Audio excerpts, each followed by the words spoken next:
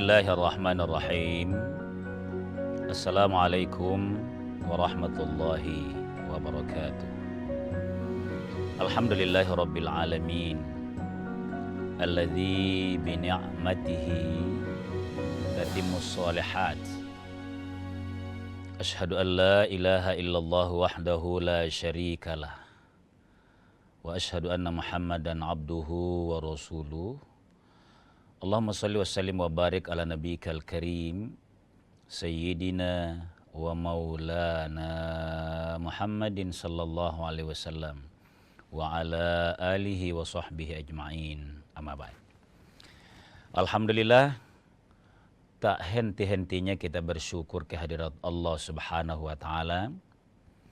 Sejak kita bernafas baru di subuh atau dini hari tadi, sampai sholat subuh dan pagi hari ini kita mengawali aktivitas tazkirah, semuanya itu bisa hanya karena nikmat Allah. Salawat dan salam atas junjungan kita Nabiullah Muhammad sallallahu alaihi wasallam. Pemirsa sekalian, kita ada pedoman, motivasi untuk menjadi orang yang baik dalam menjalani kehidupannya.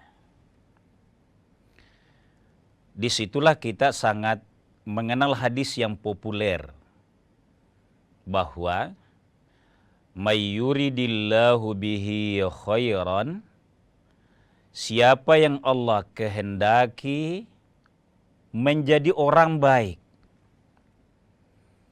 yufaqihu fid dini, maka ia akan meluangkan waktu, punya himmah, punya iktikad untuk mempelajari agamanya.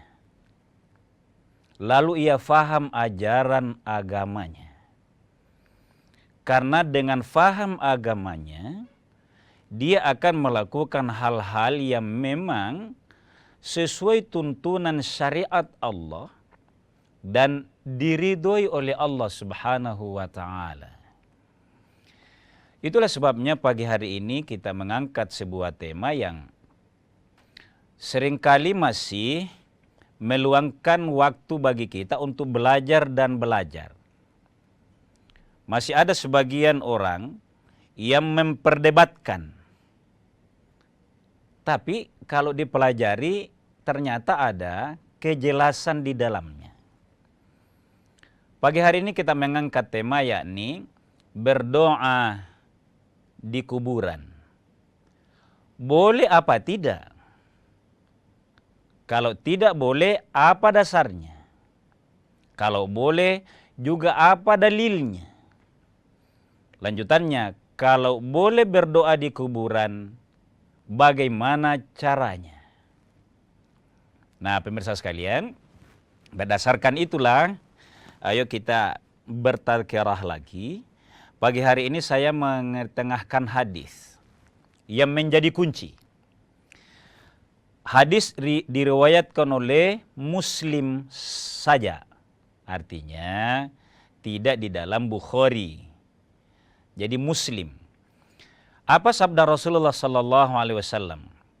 Qal kuntu nahaitukum, dulu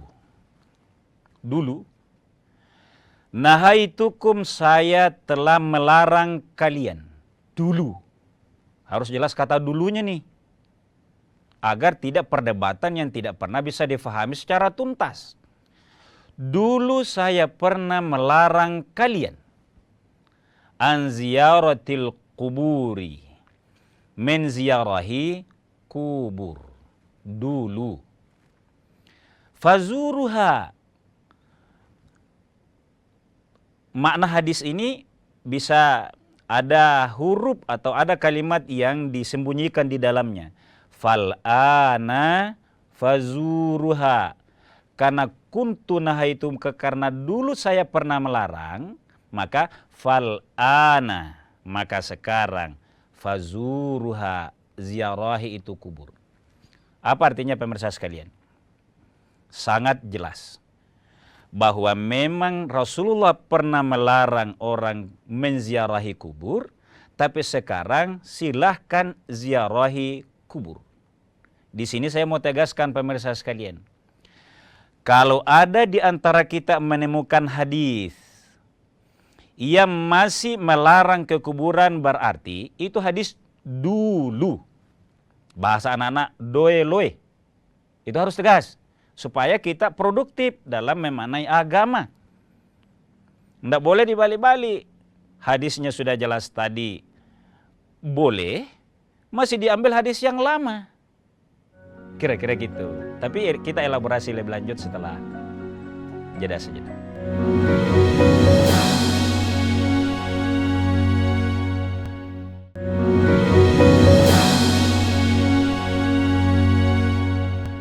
Pemirsa sekalian kaum muslimin yang dimuliakan oleh Allah Subhanahu wa taala, maka berdasarkan hadis yang saya kutip tadi, riwayat Muslim dalam sahihnya, maka boleh bahkan menjadi sunnah ziarah kubur. Ada pertanyaan sebelum kita baca lafal doa-doanya. Untuk apa menziarahi kubur? Nah, itu kok sudah mati? Pertama, itu tadi. Karena ada kalimat atau fi'il amar di situ, fazuruha, dan Nabi juga mencontohkan ziarah kubur, maka dia menjadi punya konsekuensi.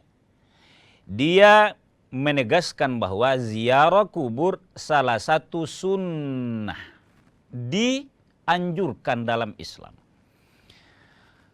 Kita harus bertanya, karena memang hadis ini punya tingkat keseriusan untuk memahaminya. Untuk apa ziarah kubur dan kenapa dulu dilarang? Ini jawabannya nih. Untuk ziarah kubur pertama, saya sudah katakan tadi menjadi sunnah Rasulullah SAW. Yang kedua, agar kita yang dibekali oleh Allah akal mengambil iktibar bahwa sehebat apapun orang, sekaya apapun orang, seamir apapun orang, masuk semua kuburan. Adakah yang tidak masuk? Kalau ada yang tidak masuk, cuma belum saja. Apa artinya? Menjadi iktibar bagi kita bahwa memang semua hamba Allah akan masuk ke kuburan, di mana tidak ada modalnya kecuali amal baik di dunia ini. Itu dua tujuan yang pokok bisa kita sebutkan. Oleh karenanya pemirsa sekalian, menziarahi kubur itu bagi yang al-qasiyati qulubuh, bagi orang yang keras hatinya, tidak mudah mengikuti syariat, suka berdebat, pendapatnya saja yang benar, maka itu akan melembutkan hatinya. Jadi 3 manfaat minimal ya. Banyak sebenarnya, saya hanya cukupkan 3. Dia menjadi sunnah Rasul. Yang kedua, kita mengambil iktibar dalam hidup ini. Yang ketiga adalah melembutkan hati seseorang. Nah, apa yang bisa dilakukan kalau kita ziarah kubur?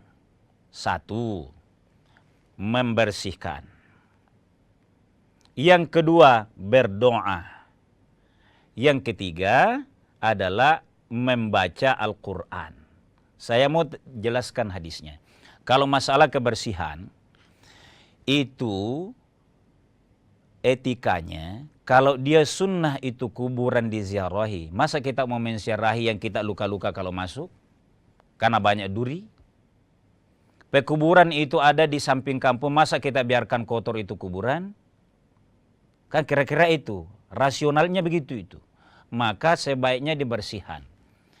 Yang berikut, terutama kalau kita bersihkan kuburan orang yang berjasa, atau saya istilahkan, sangat berjasa menjadikan kita ini manusia. Siapa itu? Tentu pasti kedua orang tua kita. Datang sekedar membersihkan saja, andai kata belum sempat berdoa, sudah merupakan bakti kepada kedua orang tua. Dengan catatan, sebelum ia mati kita juga sudah berbakti kepadanya. Membersihkan kuburannya dengan itu juga kebaktian. Apa namanya? Amal, kira-kira gitu. Itu. Yang berikutnya, yang bisa dilakukan adalah berdoa. Hari ini saya mau ke dalil saja, supaya tidak dianggap hanya penjelasan. Saya mau kasih hadisnya satu. Masih kembali riwayat Muslim. Dari Aisyah diriwayatkan bahwa intolaktu ala asrihi, saya pernah mengikuti Rasulullah sallallahu alaihi wasallam. Itu berarti ikut kepada Nabi, bukan menceritakan. Hatta ja'al baqi'ah. Hatta ja'al baqi'ah. Saya ikut terus kepada Nabi, di belakang Nabi. Ya namanya ikut pasti di belakang. Sampai datang kepada Al-Baqi'. Ada pekuburan di tanah suci sana namanya Baqi', pekuburan umat Islam. Faqama. Apa yang dilakukan oleh Nabi? Dia berdiri di kuburan. Ini jelas. Fa'atalal qiyamah. Lama-lama dia berdiri. Fa'atala itu agak kasih panjang. Tidak terlalu lama, tapi tidak sekadar berdiri juga. Sekadar berdirikah? Ternyata tidak. Apa yang dilakukan? Summa rafa'a yadayhi thalatha marratin. Saya ulang. Summa rafa'a yadayhi thalatha marratin. Dia mengangkat, atau Rasulullah SAW mengangkat tangannya 3 kali. Dipahami di zaman Rasul, Nabi hanya mengangkat tangan pada saat memberikan penghormatan dan terutama pada saat berdoa. Nah, karena ini di kuburan, maka hadis ini disimpulkan Nabi mendoakan orang-orang yang ada dalam kuburan itu. Ini isyarat bolehnya berdoa di kuburan. Pemirsa sekalian, saya mau tambahkan sedikit. Kenapa Pak Deng? Nah, pernah dilarang oleh Rasulullah SAW datang ke kuburan sesuai hadis Muslim tadi yang pertama? Karena ada illat. Dahulu orang ke kuburan, termasuk yang dipraktekkan Arab jahiliyah adalah kalau dia ke kuburan belum tercerahkan. Kalau dia ke kuburan bukan ingat sang pencipta. Dia datang berdoa di kuburan, menganggap kuburan itu memberikan sesuatu manfaat kepada kehidupannya. Dulu. Ini dulu, ini menjadi tema juga ini. Dulu. Karena itu tidak boleh. Jangan sampai berdoa kepada yang selain sang Khalik, padahal ada dalilnya tidak boleh, maka dilarang. Bahkan pemirsa sekalian, seperti yang kita paham, Tazkirah pagi hari ini hanya mengulangi saja, hanya menyegarkan saja. Kan ada ayatnya itu. Was'alullaha min fadli. Mintalah hanya kepada Allah kelebihan atau rahmatnya Allah. Saya lanjutkan dengan sebuah hadis. Idza sa'alta, apabila kamu meminta, berdoa, maka wa idza sta'anta fasta'in billahi. Kalau kamu minta atau minta tolong, maka tidak boleh kepada selain Allah. Di mana saja kamu, baik di masjid, kepada Allah. Termasuk kalau bersiar ke kuburan, berdoanya kepada Allah. Selamatkan diri dan selamatkan orang tua kita yang kita doakan atau kerabat kita yang kita doakan dan seluruh kaum muslimin kepada Allah, bukan ke kuburan. Kita lanjutkan setelah jeda sejenak.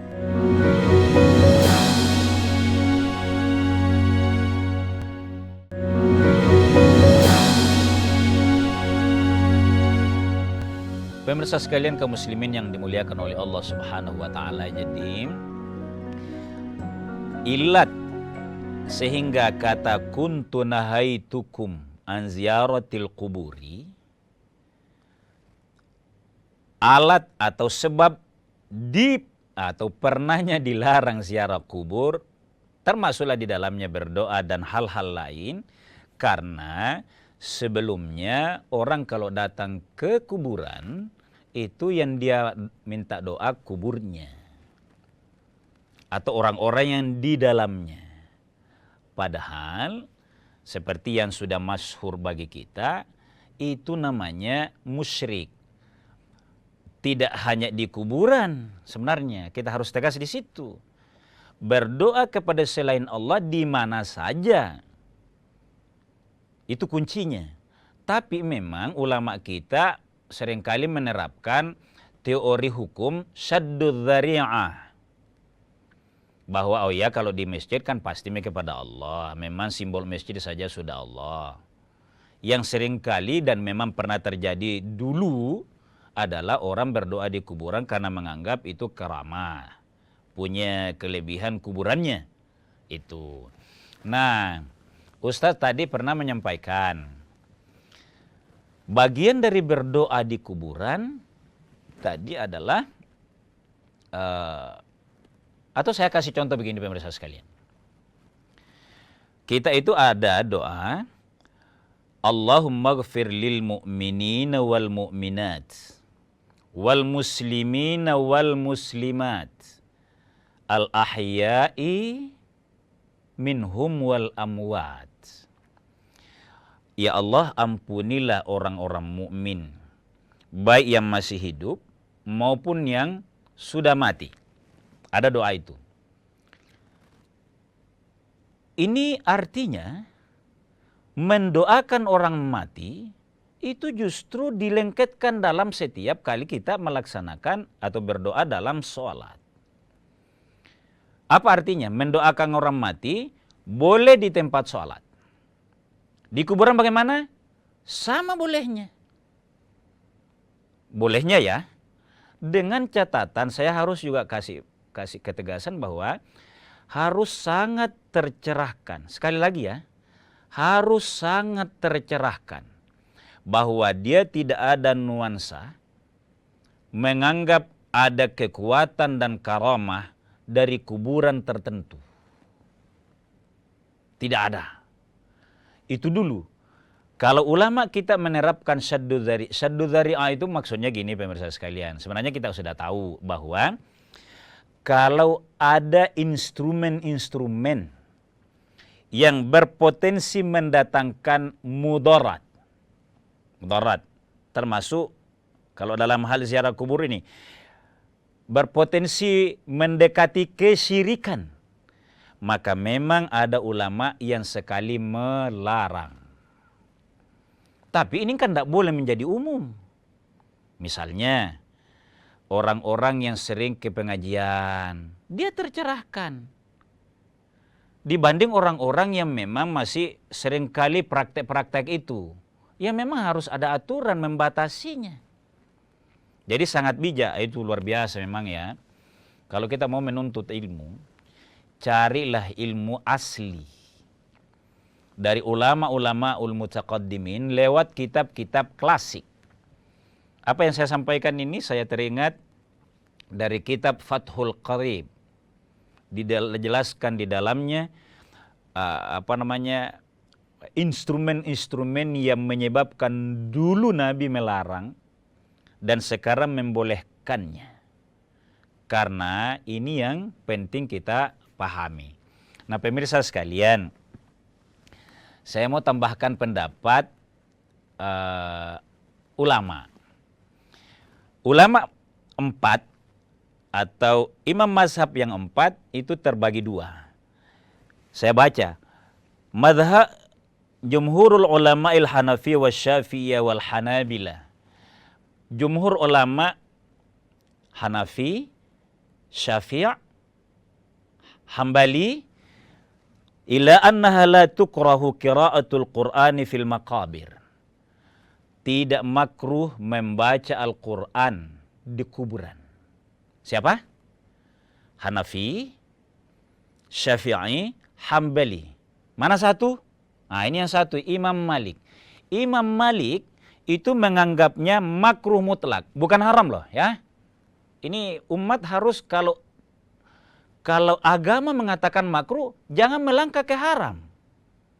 Karena dampaknya beda. Imam Malik dari antara 4 imam mazhab, hanya Imam Malik yang menegaskan makruhnya baca Quran di kuburan. Ilatnya sebenarnya sama. Karena jangan sampai rajin baca Quran di kuburan, karena itu tadi mendekat-dekati. Oh, dia baca Qurannya di mana? Pernah nggak di masjid? Pernah nggak di rumahnya? Quran di rumahnya. Itu sebenarnya searah ini pendapat ulama kita. Intinya, Imam Malik memakruhkan baca Quran di kuburan karena dekat dengan prinsip syadduz dzari'ah, memotong, mengkat yang berpotensi mendatangkan mudarat. Mudarat dalam ziarah kubur adalah berpotensi dekat-dekat dengan kesyirikan. Sebagai catatan pemirsa sekalian, bahwa berdoa di kuburan berdasarkan yang saya review pagi hari ini boleh, memang pernah dilarang oleh Rasulullah SAW sebelum umat tercerahkan. Tapi pada saat umat diyakini tidak lagi menyembah selain Allah, dan dimanapun tepatnya dia Allah yang dia sembah, di masjidnya, di rumahnya, termasuk kalau menziarahi kuburan kerabatnya, kepada Allah doanya, maka fazuruha. Tapi memang harus kita sangat tersadarkan, sangat tercerahkan semuanya, tidak dekat-dekat dengan kesyirikan. Pemirsa sekalian, bahwa boleh berdoa di kuburan, boleh, mari kita lakukan dan dengan niat menjadi sunnahnya Rasulullah Sallallahu Alaihi Wasallam. Terbatas yang bisa saya sampaikan pemirsa sekalian. Mohon maaf atas segala kekurangan. Wallahu a'lamu bissawab wal afu minkum. Wassalamualaikum warahmatullahi wabarakatuh.